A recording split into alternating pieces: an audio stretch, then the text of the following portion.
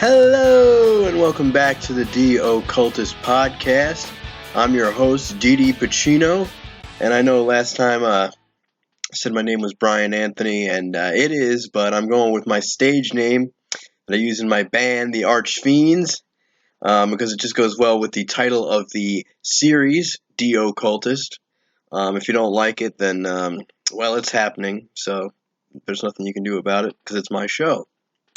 In this episode, we will be getting into the true nature of being and reality. And in episode 3, we will tie it all together with some more concrete natural law principles. And no, I don't mean the physical laws of nature, but rather the moral laws built into the inherent structure of creation. And in order to do that, we must dispel the materialist paradigm along with dogmatic religious concepts of spirit and being. And I know I said in episode 1 we would be going over the goddess traditions, the Kabbalah, the astrology, and tarot. We're going to get into that a little bit more in episode 4, but I wanted to set some prerequisite information forward before we do that. I want to be able to do justice to that topic and all the topics that we discuss here on De-Occultist. So that would be my reason for delaying information about the goddess tradition. And just getting into slide 1 here, we have a quote from Leonard Cohen. He says, "If you don't become the ocean, you'll be seasick every day." And so here we have a babe in a bikini, and she is meditating. Meditation is all about a temporary letting go of the intellect and the ego and turning the volume down on all that mental chatter. And it's about connecting with a deeper aspect of ourselves and getting in touch with cosmic energy within and around us. And a sandy beach, if it's quiet, close to water, or any place close to water, is an ideal place for meditation because the waves flowing in and out can be compared to yourself breathing in and out, and you can align yourself with that. And in meditation, dopamine is released in the brain, and we have the ability to transcend the conscious mind and bring unconscious thoughts, emotions, and insights back to the surface of ourselves. And a lot of times in spiritual circles, they talk about the higher and the lower self. But for this show, we're going to talk about the surface and the core of being. It's kind of it's a similar concept, but we're not saying that one is better than the other. We're saying that they need to be on equal playing fields. But the whole thing with spirit, it's not something that we only get to experience when we die. And if you're not familiar with this type of information, that might be your first question, like, what happens when we die? But no, spirit is not something that we just experience when we die or have a near-death experience. It's something we can tap into whenever we want. It's the life force. It's been called the libido or chi and many other names, but we can connect through it through our body's intelligence. And it's connected with sexual and creative energy. It's not a dense physical hunk of matter. It just flows. And when you connect with your internal flow and nature's external flow, you're able to experience wholeness, a sense of wholeness. And being under fluorescent lights, computers, big cities with square buildings, the TV, and basically interacting with other ego-only identified selves, you could feel disempowered and disconnected. And this wholeness isn't really something that you're totally aware of. But I think that when we're talking about chi or libido, I think another good name for it, if you're thinking more in the scientific realm, is bioenergy. And in Alexander Lowen's book, Bioenergetics, he says, a person who doesn't breathe deeply reduces the life of his body. If he doesn't move freely, he restricts the life of his body. If he doesn't feel fully, he narrows the life of his body. And if his self-expression is constricted, he limits the life of his body. And I think that's definitely a true statement. As we will come to see, the whole myth of separation and a lack of integration and wholeness. It's an illusion, and it doesn't take any abstract supernatural ideas to prove the existence of bioenergy. There are many modalities for connecting with it, many of which people wouldn't even think to associate with the concept of spirituality. Along with meditation, there is music, painting, consensual sex. Even something like cooking can be a very spiritual experience for some people, as long as you're not, chucking some hot pockets in the microwave. You're actually taking some time and getting the proper ingredients and working on a recipe. It can definitely be a very spiritual thing. It has to do with the way we do something and not so much what we're doing, as long as we're not harming anyone else. So how do people, especially in the 21st century, become so apathetic and morally corruptible that they lose this empathic connection to the deeper parts of themselves and the cosmos? Well, the materialists say that corruption in society and in the halls of power exists as the result of, quote, human nature itself. And no other explanations or questions are needed. It's just human nature, and that's it. Conversely, many forms of organized religion attribute corruption to the concept of original sin. Man and woman is a sinner. Feminazis and MGTOW maniacs blame the opposite sex. All men are evil, all women are evil.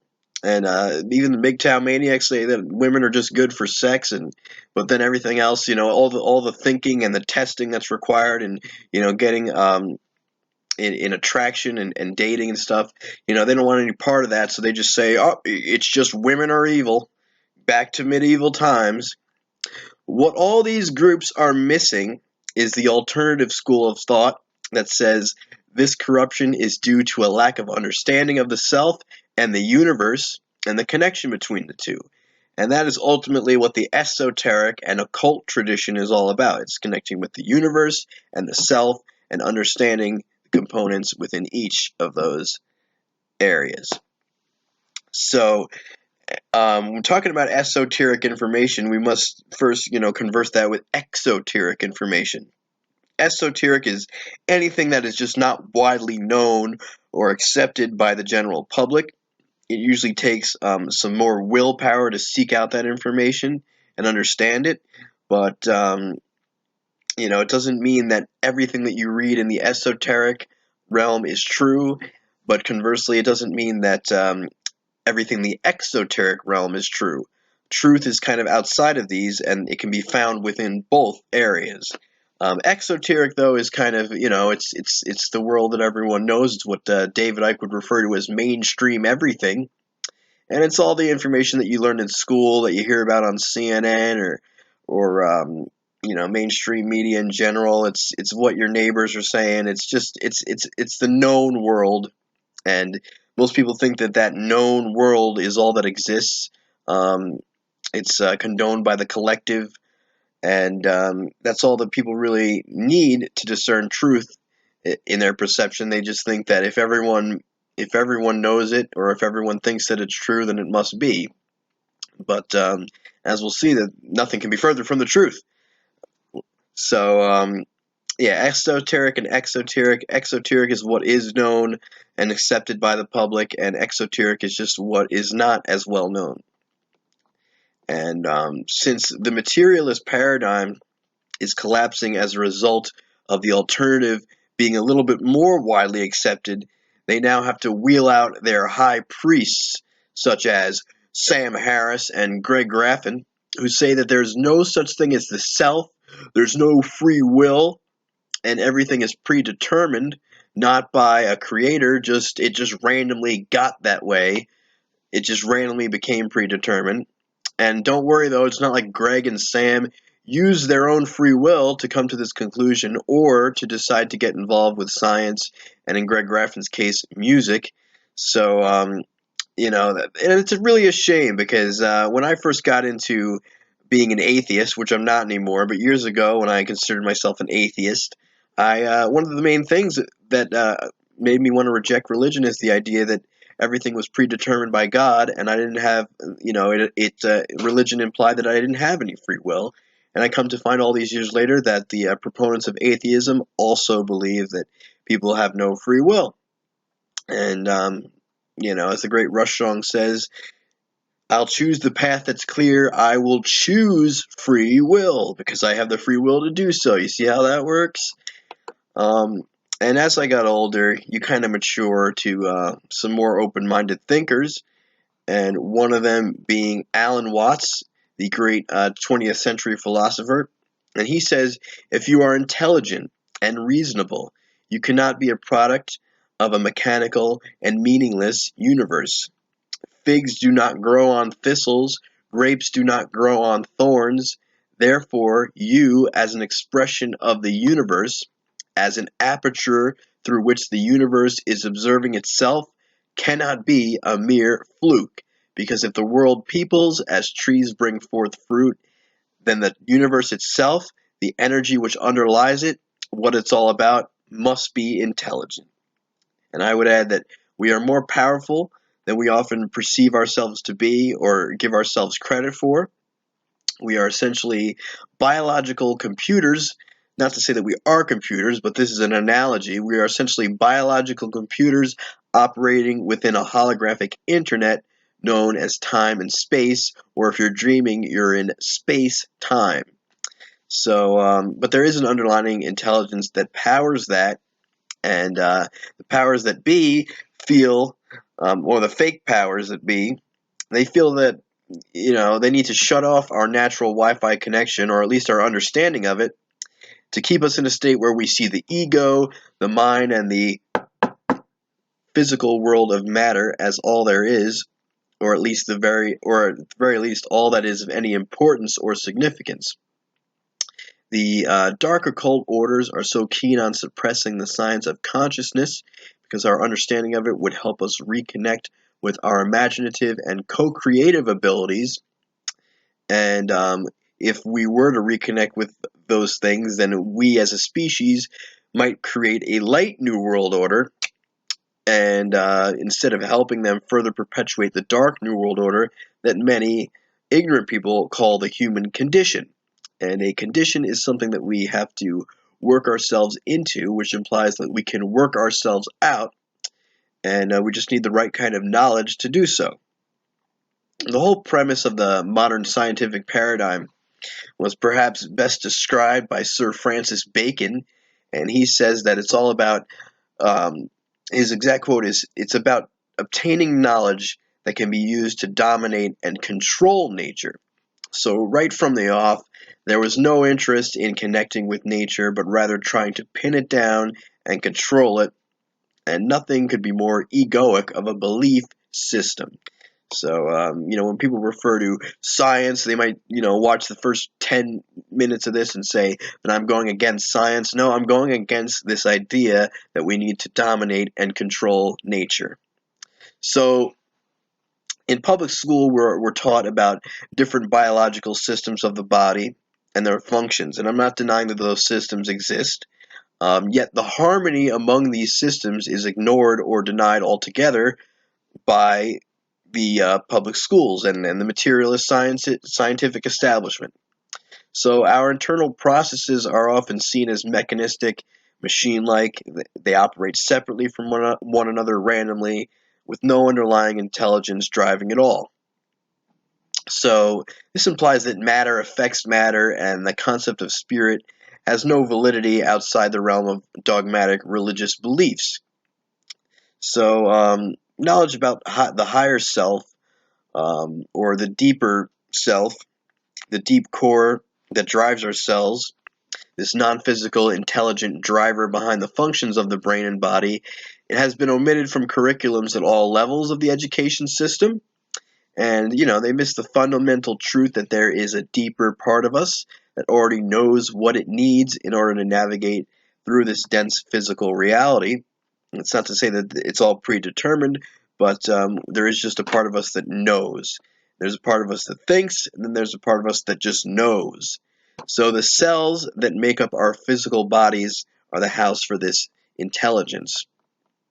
And if we exercise, have proper diet, and take in positive information programming, we can improve our overall quality of existence and what we manifest in the world, not only for ourselves, but in the aggregate. Conversely, a lack of exercise, poor diet, and negative information programming can cause us to regress and downgrade the quality of our existence and what we manifest in the world um, as a collective. Our consciousness can only develop and progress throughout our life if we feed it well. The spirit is the one responsible for the alignment of both our intellect and our imagination. The mainstream world tends to cage the imagination, intuition, and creativity, while intellect and reason are raised up as almighty and powerful. Yet it is the imaginative and creative capacity that moves the intellect to make its observations, calculations, and discoveries. So if you take the word intelligence and you break it down etymologically, you have intelli, meaning intellect, and gens, which comes from the Latin genere, meaning to make or create.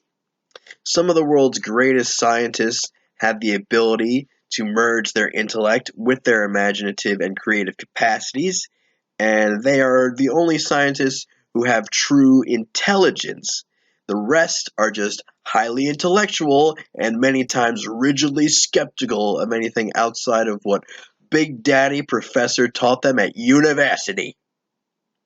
Nikola Tesla was one of the intelligent scientists, and he says that the day science begins to study non-physical phenomena, it will make more progress in one decade than in all previous centuries of our existence. And this is the man responsible for wireless technology, so I think he might know what he's talking about. There are scientific disciplines such as Epi-Genetics and quantum physics that specialize in understanding waves, vibration, and light, and ultimately how non-physical phenomena affects the physical world, including our physical bodies.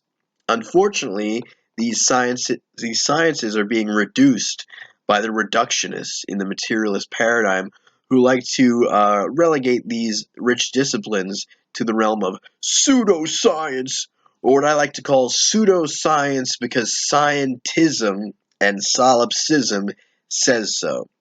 What is scientism? Well, scientism is that, again, going back to that whole Francis Bacon idea of let's dominate and control nature, let's measure the shit out of everything. And as Michael Tessarian says, what they're doing is murdering to dissect. Instead of combining their imaginative and co-creative abilities with their intellect, they're just using the intellect and constantly going, what if this? And that's really what scientism is all about. Solipsism goes hand in hand with scientism because it's the belief that perception is reality and there is no such thing as objective truth, which makes their cause pretty difficult because there's no objective truth, and all the measuring and all the time that they spend is kind of a waste. So yeah, solipsism, it's the belief that there's no objective truth, and this ultimately leads to moral relativism, because if there's no objective truth, there are no natural law principles inherently built into creation. So, and moral relativism makes society more enslaved because the more moral, and I'm not talking in the religious dogmatic sense, I'm just talking in the basic, do unto others as you would want them to do unto you. The more moral people will be in a society, the more they'll respect each other and themselves, which allows for freedom to increase in a society. You can recognize solipsism in your everyday life when you run into that guy or girl with the attitude of I can't know, therefore you can't know, therefore we can't know. And they'll provide you with an endless amount of meaningless what-if scenarios so they can avoid looking at what is. And, I enjoy the Joe Rogan podcast from time to time, but Joe Rogan, unfortunately, he's definitely fallen into solipsism with his outlook. He's always, trying to come up with what if this, what if that, and he pretty much discounts anything. He's looked into some alternatives, but then, recently on his interview with Steven Tyler, he was very much rigidly skeptical and just saying that anyone in the alternative realm is just, they want to believe something, they want to understand truth, and as if there's no truth to be understood. So, we must know, I always say, we must know that we can come to know if we're willing to transcend these limited, institutionalized beliefs about ourselves and the world. The dark occult want to propagate solipsism everywhere in society, except within their own ranks. No, for them, it's a sin to think in terms of I can't know, you can't know, we can't know. They believe that only they are special and should be allowed to understand the true nature of being and use that knowledge against us, while we worship on the altar of outdated Newtonian science. Now, I'm not accusing Joe Rogan of being a Satanist, but I do think he picked up on this whole solipsism thing and doesn't even realize it. Government-funded scientists are protecting their own materialist paradigm. Many of them unknowingly and unwittingly serve the control system's need to suppress the spiritual reality of our existence. For a lot of them, it's their job, and their reputations depend on repeating the same old boring theories and saying the rest just can't be known, and it isn't rational to study such an esoteric information. The perception deception or malignant form of reason is nothing new, as we will see in this episode. I have compiled sources of information from all walks of life and across the subject areas of history, art, philosophy, medicine, psychology, and light occultism to help you demystify the intelligent force that underlies our existence. There's no such thing as nothing. We exist in the realm of the known and the unknown at the same time. Now you might say, oh, that's a paradox. It's a paradox. You just said there's no such thing as nothing. Well, yeah, because we represent nothing as a something. So, yet all things can be known. Whether or not there is an infinite number of things to know, that's a different story.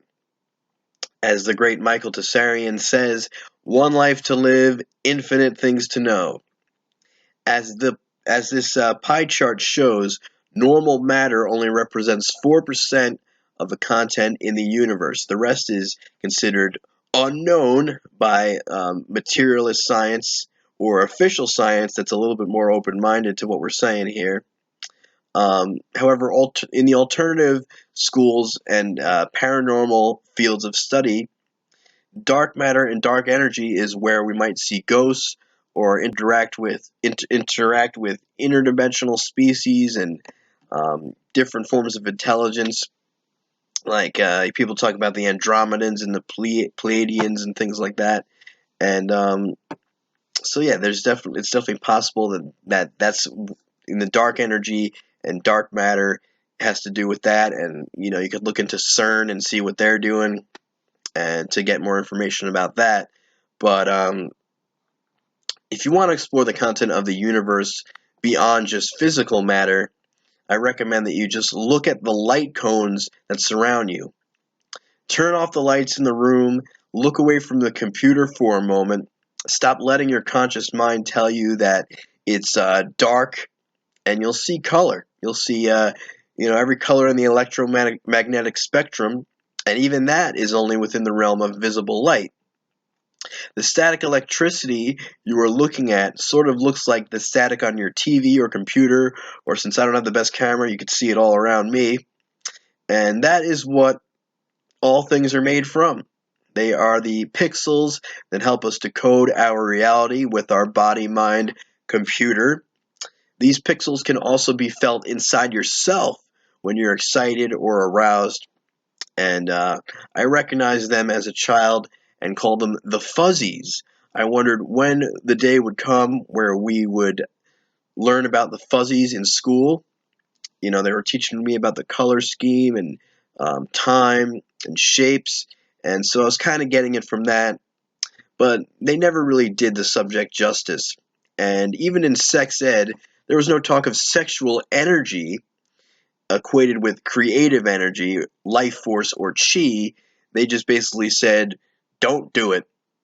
Even though, you're a teenager and you have that urge and you're just starting to get that urge, stay away. So I had to learn about bioenergy from Bill Hicks when he did the bit about the fake news report where they say, today a young man on acid discovered all matter is merely energy condensed to a slow vibration. And I would add that the lower frequency, the lower the frequency, the denser and more solid the waveform appears to our senses. A rock, for example, is at a lower density than a musical note. When was the last time you picked up a flat and threw it into a pond? A flat isn't a physical object, but it isn't nothing either. You see, artists are able to recognize the creative force within and around them easier, in many cases, than Ivy League trained scientists with letters after their names. Because art requires that merging of the intellect and imagination, and that creative ability to introspect, to think about thought, and to take a step back. The artist Sergio Toporek, he describes how the mind changes what it looks at in relation to how we as human beings view the rainbow. He says, the existence of the rainbow depends on the conical photoreceptors in your eyes. To animals without cones, the rainbow does not exist. So you don't just look at the rainbow, you create it, or I would say you decode it. This is pretty amazing, especially considering that all the beautiful colors you see represent less than 1% of the electromagnetic spectrum. Another example of how the power of vibration affects the physical world is through the science of cymatics. Acoustic physics researcher John Stuart Reid has developed the cymoscope instrument, which allows for sound waves to be visible in water. The fractals in the waves vary depending on the type of sound. The more elaborate the sound, like music for example, the more fractal the patterns become. So what is depicted here is not a Photoshop image. It is what is referred to by Dr. Reid as a cymoglyph, or an image of sound in water. In his presentation, Secrets of Cymatics, linked below, he discusses how the sonic frequencies that affect the water prove the holographic nature of molecular and atomic particles. He says the compression and rarefaction in any, quote, sound wave does not mean that different data is present at different parts of the wave. The sonic data is identical throughout the wave. Only the intensity of the data varies at different points. When sound vibration enters the cochlea or cilia in the organ of Corti, they respond to the vibration of individual molecules. Each molecule carries all the vibrations of the sound, therefore sonic frequencies imparted to atomic and molecular particles may be considered quasi-holographic in nature. I would say they are holographic in nature. Reid's data on cymatics also corresponds with Michael Talbot's work on the holographic universe. And if you haven't read the holographic universe, I definitely recommend you do that. But you can also listen to Talbot's lecture workshop linked below, where he goes into what he discussed in the book in a more condensed form. And in one part of that talk, he discusses people with multiple personality disorder and how the splitting occurs within these individuals as a result of childhood trauma or some type of accident. The splitting that occurs within these multiple personality disorder people is similar to how identical data exists within the different parts of the water molecules after they are affected by sound. Talbot says the self divides, and this is interestingly holographic because it doesn't divide into fragments or just an ego without a memory. It divides into smaller wholes, smaller complete personalities, and these smaller complete personalities, as each one takes over the body, all have different medical conditions. There was a case of a woman who had a non-malignant tumor with one personality, and when she shifted into the other personality, her tumor would vanish. It is pretty amazing that we have this physiological mechanism at some level we can do this. Reed's study of cymatics and Talbot's work on the holographic universe could be a great benefit to the medical industry if they weren't so closed-minded to this type of information and not stuck in the materialist paradigm. We mustn't forget that the human body contains mostly water. Cymatics might help explain why ultrasound therapy is effective in healing disease within the cells of the human body. And this particular cymoglyph looks a little bit like houses of the zodiac, in my opinion. The life force energy that moves the systems of our body has been described by occult scholar Michael Tessarian as the inner zodiac. It's the inner beauty and lightness of being, and it helps us get in touch with different aspects of ourselves instead of repressing them.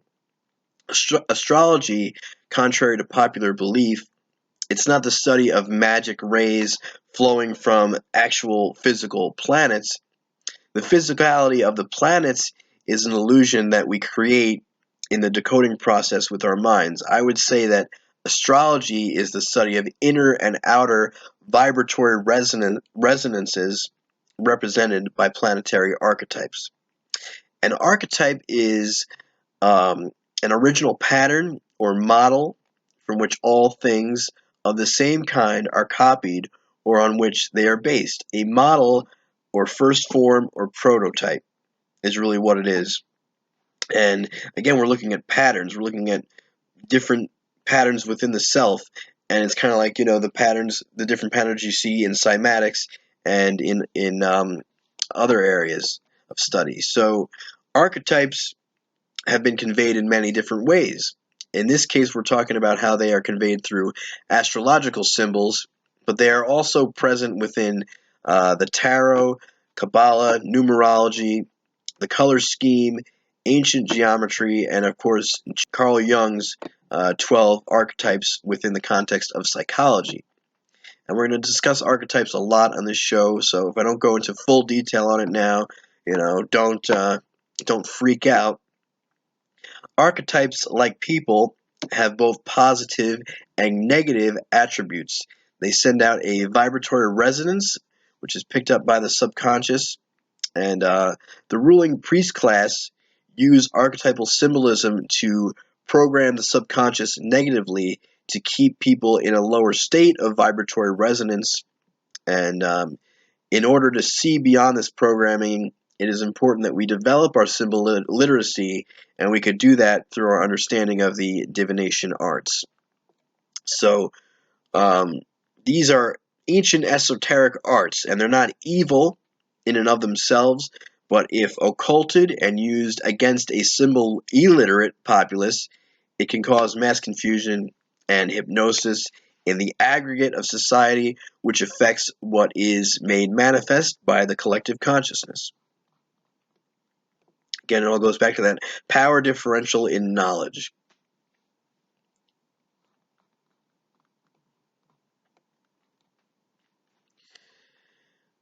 So, now we're going to get into another way to prove the existence of intelligent life force energy or bioenergy through more scientific means and not just the poetic language of light occultists and mystics such as myself. The answer is a revolutionary understanding of genetics known as Epi-Genetics. Cell biologist Bruce Lipton was once a proponent of the materialist paradigm when he taught at Stanford University. He had a tenured job, he gained respect from his colleagues and his students, But that was until he came across a miraculous discovery while doing stem cell research that brought him into a more holistic understanding of what it is to be human. And he says the human body is a community of 50 trillion cells, and the cells are the living entity. So what was this miraculous discovery? Well, what he did was clone stem cells so that they would have the same genetic code. He wanted to see how these cells were affected by their environment.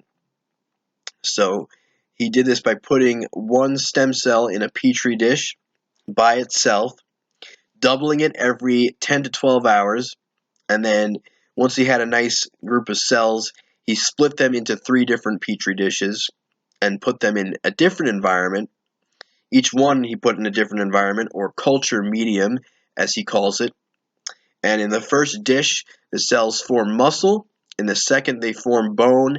And in the third, they formed fat cells. The fate of the cells changed depending on the environment, proving their fate was not determined by the genes, but through their interaction with the environment that the cells were being grown in.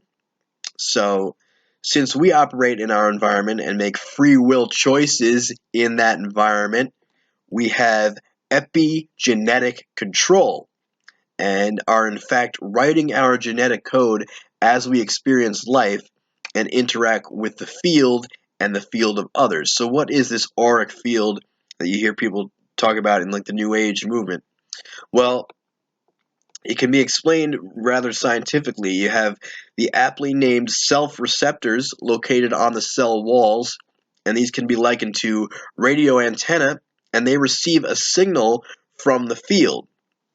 This makes good information programming and good vibes so vital, and a healthy intuitive capacity is needed to sense these positive and negative vibes in our environment. And we've all sensed them before. And ultimately, this can explain why a child might run away from someone their parent is introducing them to.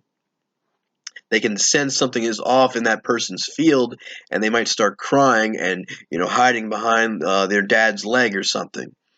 And at which point, mom and dad, who are unaware of this epigenetic phenomenon of the field, might scold their child for being impolite when he was just exercising epigenetic control. You're introducing me to this guy, and he seems like something is way off in his field. He seems like he's emanating a negative vibe, and the kid senses that. And, ultimately, we're talking about proteins here and their relationship with the field. Bruce Lipton says, vibrations change the proteins in the body. All atoms create waves, and all the waves together are the field. The field is the sole governing agency of the particle.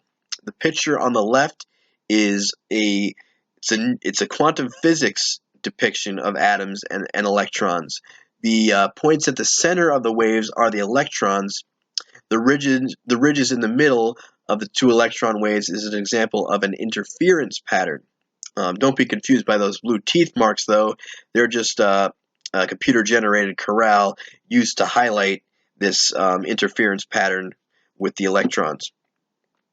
So quantum physics and epigenetics are way ahead of Newtonian physics because instead of looking at the physical particles, they focus on field and waves.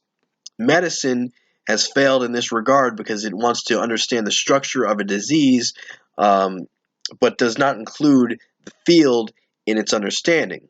Leeuwenhoek, who named cells after jail cells, already sounds like a good idea. He was looking at dead plant tissue. So, when we study cells in biology class, we're using that model of looking at dead plant tissue to look at the different parts of the cells, and we don't see them as more of a wave type of thing. It was assumed that the dead cell tissue was fixed and not moving even when you're alive. So, ultimately, the whole point of epigenetics is the idea that genes don't control life. Bruce Lipton now refers to genetic determinism as a religion, And looking back, he thinks of his former self as a priest of this religion and not a true scientist. He didn't feel he was being honest with his students by saying that genetic determinism is the way to go and that genes control life after doing this experiment. So if you want a better explanation of epigenetics than I can give, there are 3 of Bruce's books there that help you concretize that understanding. So for those of us, though, who have studied the Dark New World Order, it isn't difficult to understand why the death cult wants to propagate a dead science. So if you don't believe me about epigenetics, we have another way of tying all this information together through traditional Chinese medicine. And the Chinese were aware of the field long before the Bruce Liptons of the world came along, and acupuncture is a traditional Chinese healing method that has been practiced for the past 3,000 years, and it focuses on healing the cause of a disease or pain first and then alleviating the symptoms after the cause has been identified. And in my last video, I talked about the importance of understanding causal factors to solve a problem, and I'm going to get into that more in the next video. But acupuncturists understand that healing the field is necessary for the cause to be identified. If you have a mechanistic and randomness view of the self, then you might say, they're just putting needles at random points in my body and telling me to lie down. But there is nothing random about where the needles are placed. Like the invisible lines of latitude and longitude that encompass the Earth, our bodies have the 12 meridian points. Since our cells have transmitters that receive a signal from the field, each of our internal organs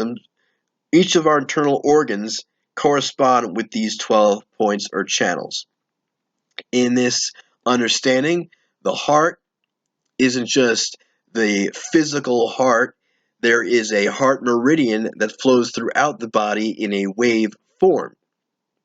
This wave can get stuck at one point and needs to be unblocked so that the energy can flow. For example, the heart meridian is present on both sides of the body, and it's represented by the dark red points in this chart. In order to treat the heart, a needle is placed wherever the heart meridian runs through because the whole meridian affects the physical structure of the heart. So when the meridian is flowing correctly, then your heart is in good condition. Energy can get stuck for a number of different reasons, which include imbalanced or unhealthy diet, a physical injury, or traumatic experience. But in most cases, the imbalance can arise from emotional issues that have been repressed. When we repress our darker emotions and don't work through them by using various escapes or distractions, this can cause stress within our minds and bodies, and this is how disease and disharmony can arise. And even me, as someone who's into the esoteric sciences, I had gone for acupuncture a couple weeks back. It's partly the reason why I took so long in between, the video I made in March and the one I'm making now, because I had to do a lot of inner work on myself, and I had to understand, where a lot of the disease and disharmony was coming from. So I had a big pain in my chest and in my side, and I was still smoking then, quit now, but I went to the acupuncturist. I was a little bit skeptical. I just thought it was a little bit weird how they didn't seem to ask enough questions. I thought they were just very confident that they could just heal me with this method, and I realized at a certain point I just needed to put my trust into these folks and just see how it would go. And they laid me down. They put needles, throughout all my 12 meridian points, and I laid down. I just relaxed and kind of just fell asleep. And once I got up, I was like more refreshed than I ever felt after any nap or any good night's sleep I've ever had in my life. And the pain was gone, and it was gone within. I didn't even feel it when I got up from the bed. I wasn't sure if it would come back. I went to the store to get some food, and I still wasn't feeling any pain there, and it just dissipated completely.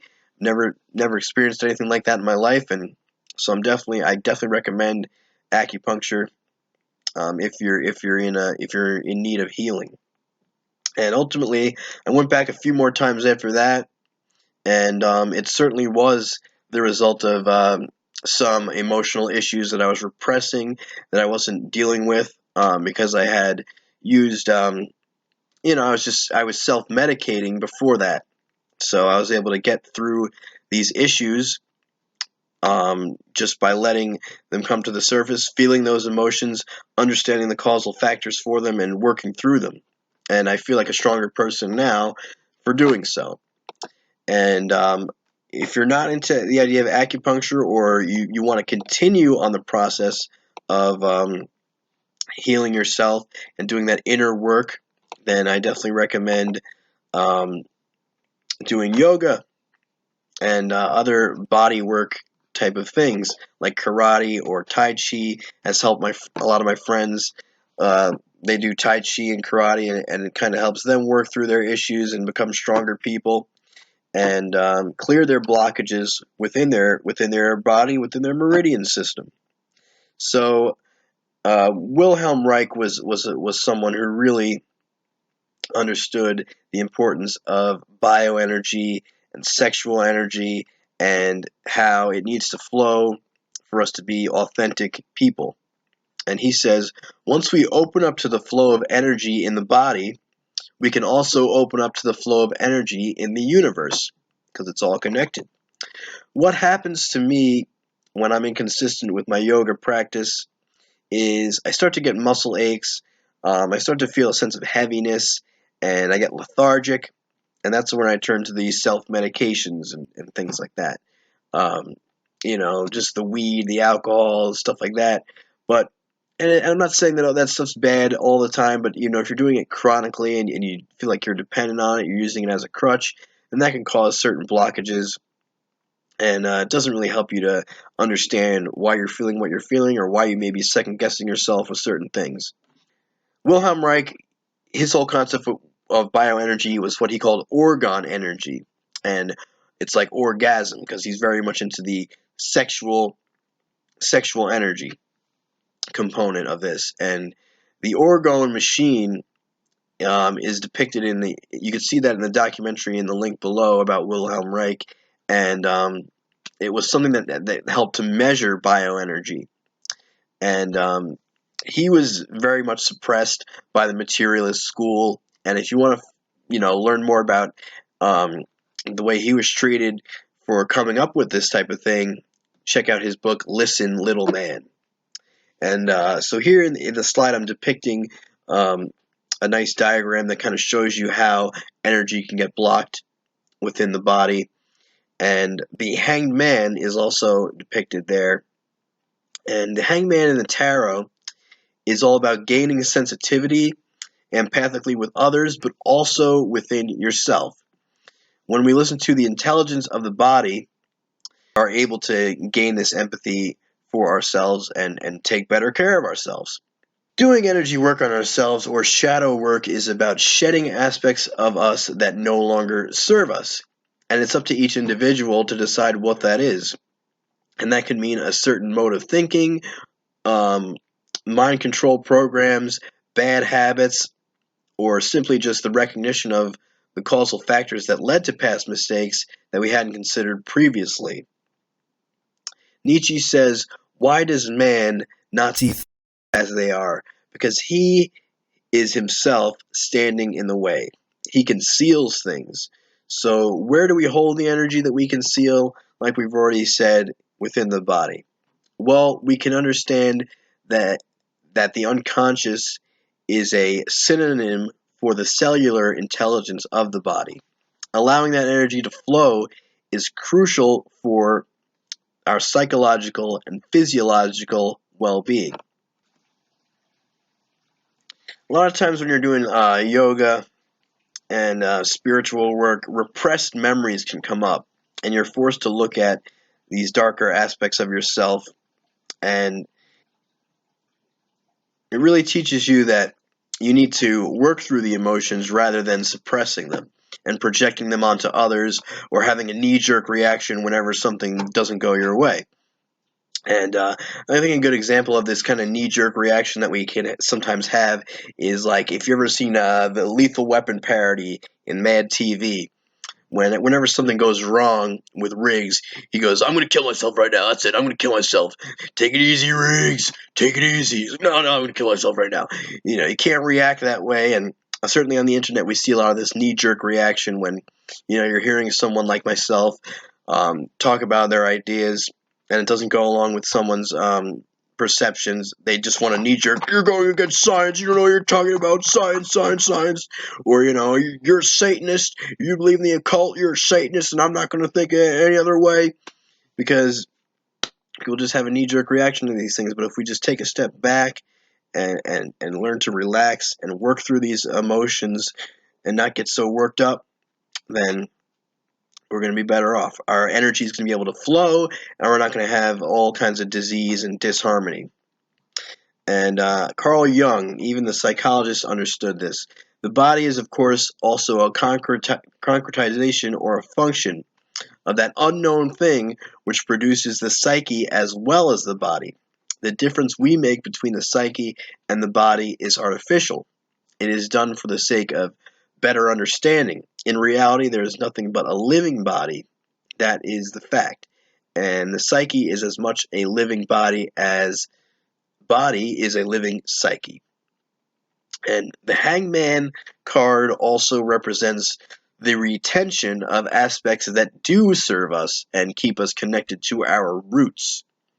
And this can be exemplified by someone like David Icke, who he was a former soccer player or footballer, and he went through a spiritual transformation. And if you're familiar with David Icke's work, you've heard the story a million times. And after his career ended, he was still willing to kick around a soccer ball with his sons, and he follows the sport, and he supports his kids when they were playing soccer. And, he didn't let his spiritual transformation get in the way, and use that as like an ego defense for why he should never play soccer ever again. Spirituality, it's not about negating all the stuff of the world because you're awake now. It's rather about coming to a healthy balance with all the aspects of yourself, seeing things simply for what they are, as they are.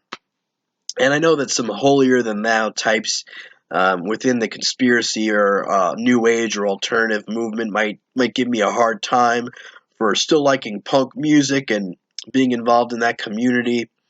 But that tradition has become part of my roots, and while my opinions about that community and some of the ideas that are the kind of social justice warrior ideas that are pervading that movement, I still don't think it would benefit me to completely cut it out of my life, especially with the friendships that I've cultivated with my bandmates and our friends in other bands and promoters who keep coming out to support us and helping us and getting us shows and getting us merchandise, and none of those people I have any bad blood with, and we may not agree on everything, but that's just the way it is.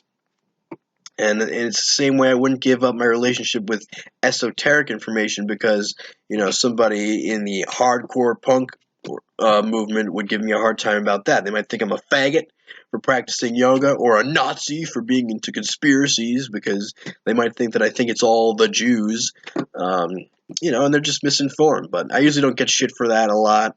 But either way, it's about doing what does work for us and giving up what doesn't.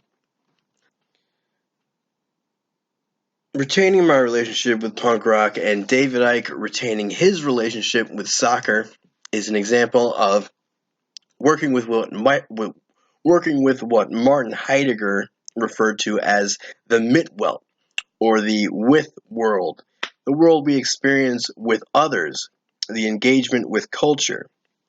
For this last segment, we're going to take a look at the psychological and philosophical understandings of spirit.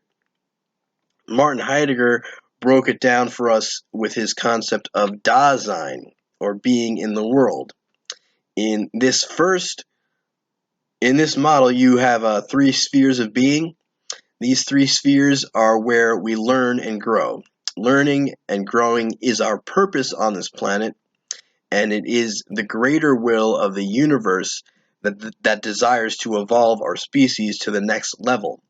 And if we have the tools for doing so, we can come into balance and with the universe and with these 3 spheres that Heidegger talked about.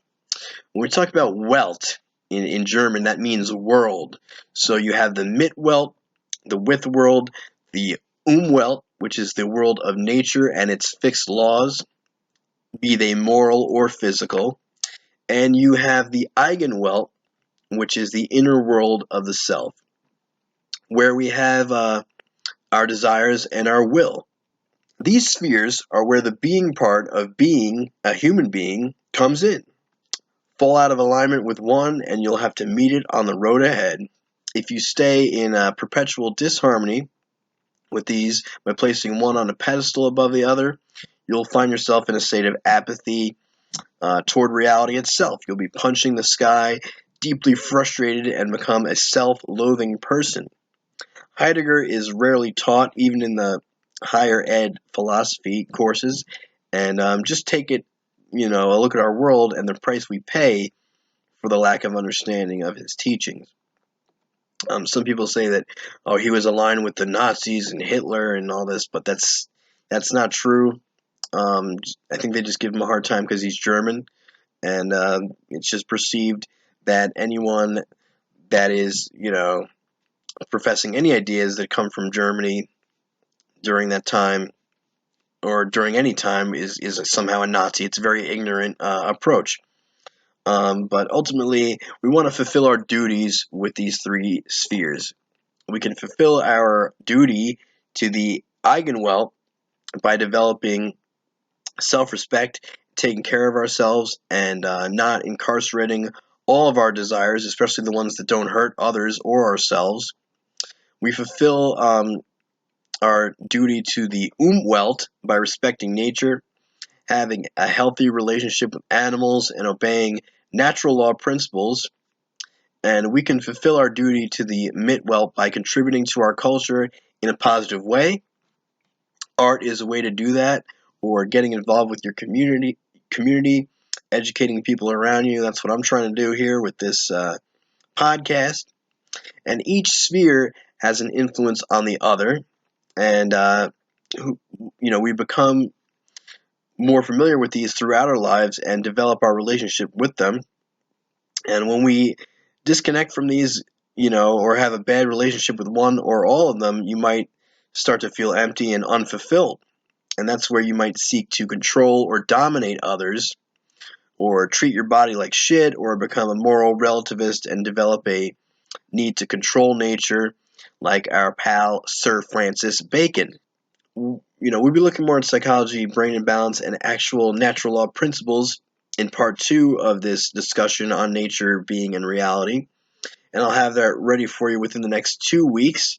Please spread the links to this video and the one before, so that we can get past some of these YouTube censors and algorithms, because there are people that really don't want this information out, and they haven't ever wanted information like this to come out in a big way. So also, you can follow me on Twitter at De-Occultist, spelled with 1 C. I actually didn't realize that the word occult has 2 C's and occultist has 1 C, so I apologize for the confusion. I'll have to adjust the logo as well. I have also started to provide tarot readings for folks, and you can check that out on my Facebook page, which is Light Occult Tarot Readings, link below. And right now I'm offering a 30-minute 3-card spread reading and a 60-minute intuitive healing session, where I will be pulling 7 cards from the deck. Since I have just started, I'm offering these for free for a limited time only, so please check that out, and click book now on the Facebook page if you would like to make an appointment for a tarot card reading with me. Dee Dee Pacino, and thank you all for tuning in. This has been De-Occultist.